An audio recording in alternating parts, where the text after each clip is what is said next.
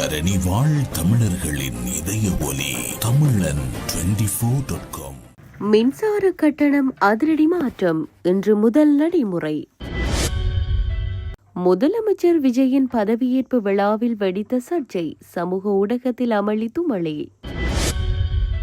முதலமைச்சர் விஜய்க்கு கஜேந்திரகுமார் வைத்த கோரிக்கை.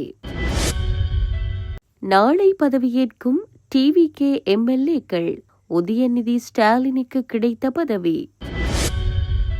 தமிழர் பகுதியில் பல தடவைகள் கைதானவர் செய்த செயல், ரகசிய தகவலால் அம்பலமான விடயம். எம்எல்ஏ பதவியை ராஜினாமா செய்தார் முதலமைச்சர் விஜய். இடைத்தேர்தல் குறித்து வெளியான அறிவிப்பு.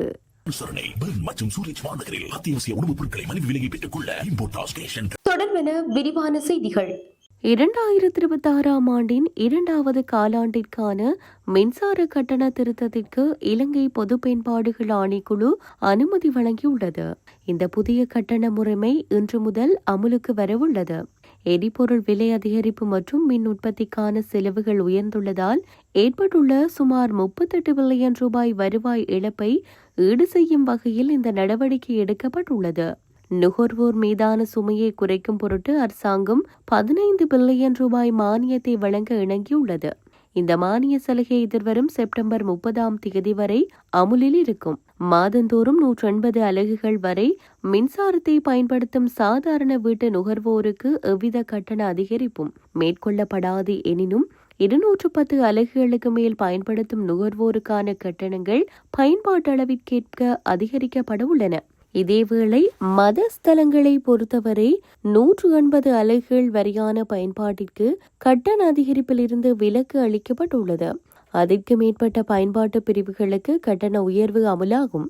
சிறு மற்றும் நடுத்தர அளவிலான தொழிற்சாலைகளுக்கு பாதிப்புகள் இல்லாத போதிலும் பாரிய அளவிலான தொழிற்சாலைகளுக்கு சுமார் 18% கட்டண உயர்வு அறிவிக்கப்பட்டுள்ளது. அரசு நிறுவனங்களுக்கான கட்டணங்கள் சராசரியாக 11% அதிகரிக்கப்பட உள்ளன. மின் உற்பத்தி செலவு மற்றும் உலகளாவிய எரிபொருள் விலையேற்றம் ஆகியவற்றை அடிப்படையாக கொண்டு இந்த திருத்தம் மேற்கொள்ளப்பட்டுள்ளதாக பொது பயன்பாடுகள் ஆணைக்குழு மேலும் தெரிவித்துள்ளது. தமிழக வெற்றி கழகத்தின் தலைவர் விஜய் முதலமைச்சராக பதவியேற்ற விழாவில் தமிழ்தாய் வாழ்த்து பாடல் வரிசைப்படுத்தப்பட்ட விதம் தொடர்பாக சர்ச்சை எழுந்துள்ளது.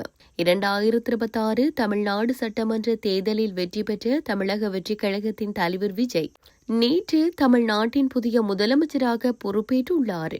தமிழக வெற்றி கழகம் காங்கிரஸ், சிபிஐ மற்றும் விடுதலை சிறுத்தைகள் கட்சி ஆகிய கட்சிகளின் ஆதரவுடன் 118 இடங்கள் என்ற பெரும்பான்மை இலக்கை காட்டி ஆட்சி அமைத்துள்ளது. சென்னை ஜவஹர்லால் நேரு உள்விளையாட்டு அரங்கில் பதவியேற்பு விழா நடைபெற்றது. இவ்விழாவில் பதவியேற்பிற்கு முன்பாக தேசிய கீதங்கள் இசைக்கப்பட்டன. அதாவது முதலில் மத்திய அரசின் உத்தரவின்படி வந்தே மாதரமும், 2வது தேசிய கீதமும், 3வது தமிழ்தாய் வாழ்த்தும் இசைக்கப்பட்டது. தமிழ்நாடு அரச நிகழ்ச்சிகளில் தமிழ்தாய் வாழ்த்து தொடக்கத்திலும் தேசிய கீதம் இறுதியிலும் பாடப்படுவது மரபாக உள்ளது. ஆனால் இந்த விழாவில் தமிழ்தாய் வாழ்த்து 3வது இடத்திற்கு தள்ளப்பட்டதால் அது சமூக ஊடகங்களில் விவாத பொருளாகியுள்ளது. இந்நிலையில் இது தொடர்பாக திமுக தரப்பில் கண்டனம் தெரிவிக்கப்பட்டுள்ளது. திமுக ஐடி விங்கில் குறிப்பிடப்பட்டுள்ளதாவது, தமிழ்தாயை பின்னுக்கு தள்ளியதுதான் புதிய மாற்றமா? தமிழ்நாடு முதலமைச்சர் பொறுப்பேற்பு விழாவில் வந்தே மாதரம் தேசிய கீதம் பாடப்பட்ட பிறகு 3வதாக தமிழ்தாய் வாழ்த்து பாடப்படுகிறது. தமிழ்நாடு அரசு நிகழ்ச்சிக்காக வழக்கமாக தமிழ்தாய் வாழ்த்துடன் தொடங்கி தேசிய கீதத்துடன் நிறைவடையும் என குறிப்பிடப்பட்டுள்ளது. தமிழக சட்டப்பேரவை தேர்தலில் மாபெரும் வெற்றி பெற்று முதலமைச்சராக பொறுப்பேற்றுள்ள ஜோசப் விஜய் அவர்களுக்கு ஈழத்தமிழர் சார்பாக தமிழ் தேசிய பேரவை முக்கிய கோரிக்கை ஒன்றினை முன்வைத்துள்ளது. இதுகுறித்து அந்த பேரவையின் தலைவரும் நாடாளுமன்ற உறுப்பினருமான கஜேந்திரகுமார் பொன்னம்பலம் விடுத்துள்ள கோரிக்கை கடிதத்தின் விவரம் வருமாறு: தமிழகத்தில் முதன்முறையாக தேர்தலை சந்தித்து மிகப்பெரிய சாதனையை படைத்து முதலமைச்சராக பதவியேற்றுள்ள தங்களுக்கு தமிழ் தேசிய பேரவை சார்பில் மனமார்ந்த வாழ்த்துக்களை தெரிவித்துக் கொள்கிறோம். ஈழத்தமிழ் மக்கள் மீது இலங்கை அரசு நிகழ்த்திய இனவழிப்பை நினைவுகூரும் வகையில் ஆண்டுதோறும் மே 18ஆம் தேதியை முள்ளிவாய்க்கால் இனவழிப்பு நாளாக உலகெங்கும் வாழும் தமிழர்கள் கடைப்பிடித்து வருகின்றனர். 2013ஆம் ஆண்டு தமிழக சட்டமன்றத்தில் ஈழத்தமிழர் மீது நடைபெற்றது இனவழிப்பு என்றும் அதற்கு சர்வதேச குற்றவியல் விசாரணை அவசியம் என்றும் அனைத்து கட்சிகளின் ஆதரவுடன் தீர்மானம் நிறைவேற்றப்பட்டது. தற்போது தமிழக வெற்றிக் கழகம் ஆட்சியை பிடித்துள்ள சூழலில் ஈழத்தமிழர் விவகாரத்தில் தமிழகம் ஒன்றும் உறுதியான நிலைப்பாட்டை கொண்டுள்ளது என்பதை உலகிற்கு பறைசாற்ற வேண்டியது அவசியமாகும். எனவே 2013ஆம் ஆண்டு நிறைவேற்றப்பட்ட தீர்மானத்தின் வழிமொழியும் வகையில் தங்களது தலைமையிலான தமிழக அரசின் முதலாவது சட்டசபை கூட்டத்தொடரிலேயே புதிய தீர்மானம் ஒன்றினை நிறைவேற்ற வேண்டும் என ஈழத் தமிழர்கள் சார்பாக கேட்டுக்கொள்கிறோம். முதலமைச்சர் விஜய் அவர்கள் எடுக்கும் இந்த முன்னெடுப்பானது சர்வதேச குற்றவியல் விசாரணையை வலியுறுத்தி போராடி வரும் ஈழத்தமிழர்களுக்கு பெரும் பலத்தை சேர்க்கும். இது உலகெங்கும் வாழும் ஈழத்தமிழர்களின் இதயங்களில் தங்களுக்கு நீங்காத இடத்தை பெற்றுத்தரும் என அந்த கடிதத்தில் கஜேந்திரகுமார் பொன்னம்பலம் குறிப்பிட்டுள்ளார்.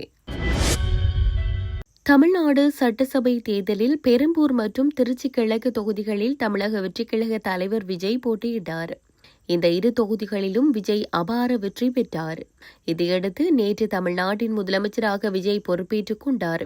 இதன்பின் திருச்சி கிழக்கு தொகுதி எம்எல்ஏ பதவியை முதலமைச்சர் விஜய் ராஜினாமா செய்துள்ளார். தலைமை செயலகத்தில் அரசு அதிகாரிகளுடன் ஆலோசனையில் முதலமைச்சர் விஜய் ஈடுபட்டார். இதன்பின் திருச்சி கிழக்கு தொகுதி எம்எல்ஏ பதவியை முதலமைச்சர் விஜய் ராஜினாமா செய்துள்ளார். திருச்சி கிழக்கு ராஜினாமா கடிதத்தை சட்டசபை செயலாளரிடம் அமைச்சர்கள் செங்கோட்டையன், வெங்கட்ரமணன் வழங்கினர்.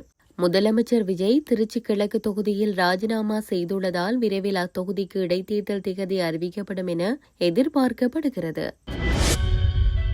தமிழக சட்டசபை தேர்தலில் தமிழக வெற்றிக் கழகம் 108 தொகுதிகளை வென்றது. இதையடுத்து காங்கிரஸ், விடுதலை சிறுத்தைகள் கட்சி, கம்யூனிஸ்டுகள், இந்திய யூனியன் முஸ்லீம் லீக் உள்ளிட்ட கட்சிகளின் ஆதரவோடு தமிழக வெற்றிக் கழகம் ஆட்சி அமைத்தது.